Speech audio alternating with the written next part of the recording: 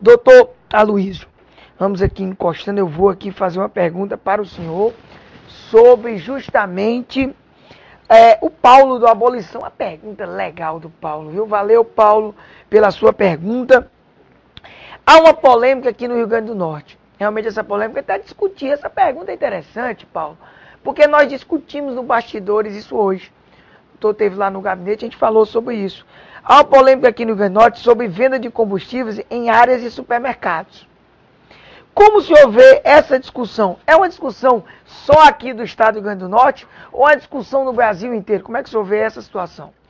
Bom, Paulo, a gente tem que ver dois aspectos. Primeiro, você falou venda de combustíveis, né?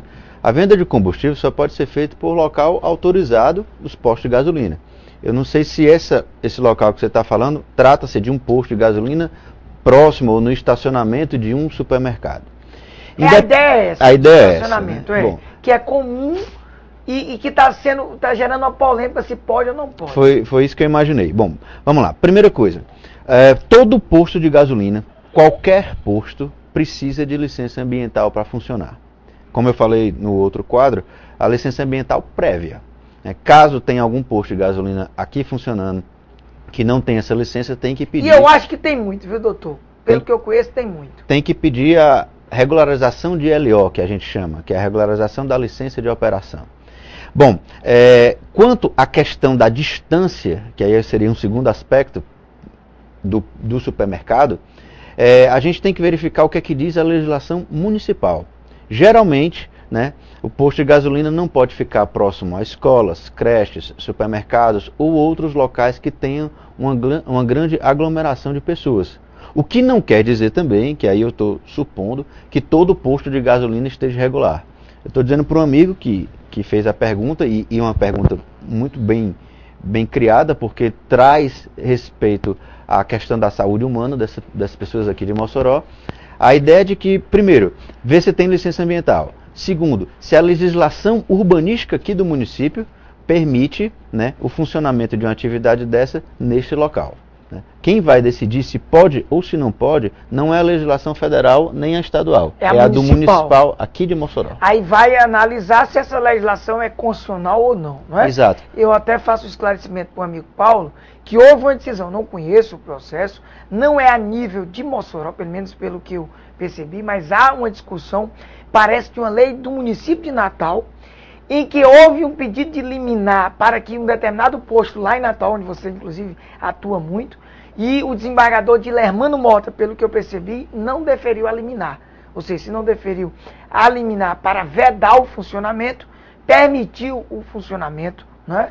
Evidentemente vai ter outros transtornos, isso não é uma situação simples, vai ter que ser analisada, como você bem poderou, caso a caso. Inclusive, Eval, só aproveitando, eu queria fazer um registro. A gente começou a advogar em Natal para um posto de gasolina. Olha aí. Foi lá onde a gente começou a montar. E hoje está estourado, que eu já estou sabendo, inclusive, o pessoal está cobrando, o doutor vai falar já, ele está chegando também em Mossoró, através de parceiros com ele vai já destacar para que os amigos e amigas possam ter acesso a esse conhecimento especializado, diferenciado, que tanto ajuda ao desenvolvimento da cidade. Falar em desenvolvimento, uma pergunta do Arthur, do 12 anos, o amigo Arthur. Agradeço a sua participação, Arthur. Ele diz: o dilema busca do lucro a qualquer preço versus desenvolvimento sustentável. Como conciliar esses interesses que são tão díspares na visão dele, realmente são? É possível? O Arthur, provavelmente pela sua pergunta você já tem algum conhecimento doutrinário acerca desse assunto. Eu te confesso o seguinte, eu li praticamente todos os livros aí de ambiental que você tem imaginado. E alguns autores chegam a dizer que essa compatibilização ela é impossível de acontecer. Contudo, a gente não pode esquecer que lá no artigo 225 da Constituição, que tem a preservação ambiental, que foi citado pelo Erval aqui na abertura do programa, a gente também tem um artigo na Constituição, que é o 170, que garante o desenvolvimento econômico. Ou seja, quando você falou assim, a busca do lucro, a gente precisa deixar bem claro que não é crime, não. Pelo contrário. Não tem nenhum empresário que ele não coloque a sua empresa com o intuito de lucrar. É óbvio, senão Exatamente. tem sentido. Uma empresa que vai quebrar, que vai fechar, isso não é bom para ninguém não, galera. É empregos que são perdidos. O que eu tento deixar muito claro para meus alunos, onde eu passo, é porque como a gente trabalha muito com a iniciativa privada, apesar de ter algumas coisas com municípios também, mas é que, na verdade, o direito de lucrar também é garantido na Constituição. Basta que ele se adeque às normas impostas pelo poder público.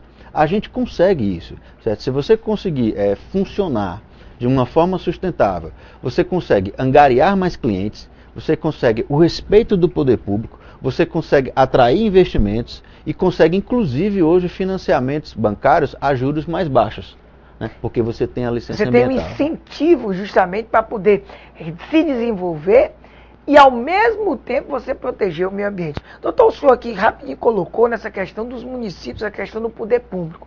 Por exemplo, os municípios, eu não diria nem Mossoró, graças a Deus, tem uma estrutura maior, tem, inclusive, digamos, no lado jurídico, uma procuradoria muito boa, inclusive, o nosso procurador-geral, doutor Olavo Hamilton, é professor na UERN.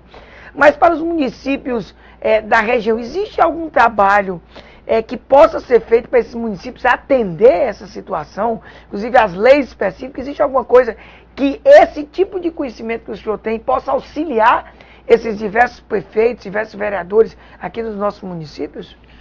Val, existe sim. É importante que o gestor público também, que esteja assistindo o teu programa, saiba que é quase uma necessidade que o município passe a ter a sua legislação ambiental. Isso não é tão complicado, não. Eu digo isso com muita simplicidade, com conhecimento de causa, porque lá no estado do Ceará nós temos somente 5 municípios licenciando hoje. E dos 5, nós prestamos consultoria para 4 na criação da Secretaria de Meio Ambiente lá.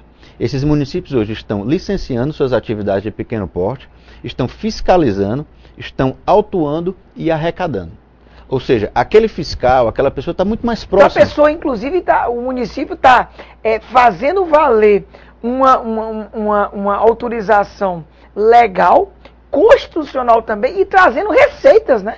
Está fazendo com que a sociedade tenha o direito ao meio ambiente ecologicamente equilibrado e, ao mesmo tempo, fazendo receita. Exatamente. É isso que você está me dizendo? Eu estou entendendo dessa maneira? Exatamente. Essa autorização legal está prevista no artigo 30 da Constituição. Então, os municípios hoje, inclusive, eu tive reunião recente com 2 municípios no estado do Ceará, representantes do município, que já estão criando sua legislação ambiental, inclusive querem criar antes do final do ano, porque começa a cobrar as taxas e só podem ser cobradas no próximo ano. Então a gente meio que faz uma força-tarefa agora até o final do ano no escritório para prestar assessoria, né? E não entenda, não é só criar a lei, é criar leis que sejam justas, que as pessoas se sintam seguras, que as pessoas tenham orgulho de viver naquele lugar. E que o poder público possa, depois de acabar seu mandato, o prefeito, o mandato do seu prefeito, os vereadores, eles possam deixar para aquela cidade, né, uma herança boa.